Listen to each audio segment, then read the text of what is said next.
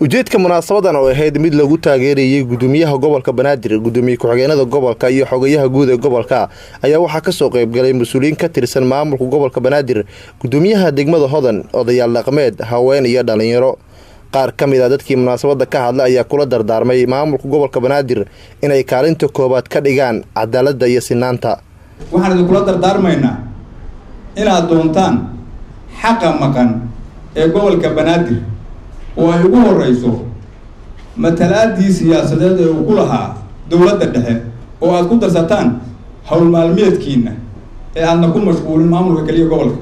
waa wax maqan gobolka aad madaxda u tihiin iyo bulshada madaxda u tihiin ka maqane ku darsada hawl maalmeedkiina ayadoo loo marayo wadan nabadeed iyo wada hadal. ilaahayna ha nagu guuleeyo. gudoomiyaha degmada Hodan Axmed Salaad Ibrahim ayaa ka codsaday bulshada inay garab istaagaan maamulka cusub.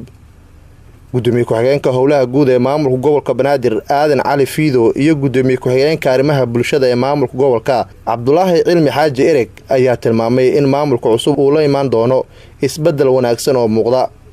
waxaan rajaynayaa haddii dhibaatooyin iyo cadaalad darro laga tabanayay gobolka Banaadir in ninkii bedeli lahaa oo wax ka qaba lahaa inuu hadda yimaaday nin dhalinyaro ah oo firfircoon oo aan xumaan lagu aqoonin oo wax qabadkiisa hore la yaqaano ayaa hadda gobolka yimaaday.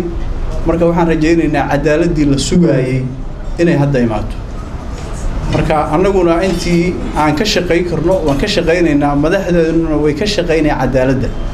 marka waxaan rabnaa qof kasta cadaaladda uu rabo lama keeni karo. horta qof kasta cadaaladda inuu gurigiisa ka bilaabo cadaaladdu gurigiisa inuu ka bilaabo waaye. waxaa marka maanta aniga farxad gooniya ii ah in aan cadaaladda raadinayno. ma annagu cadaalad raadinay qadaynaa marka ma qadayno. in la raadiyana dib loo mari maayo.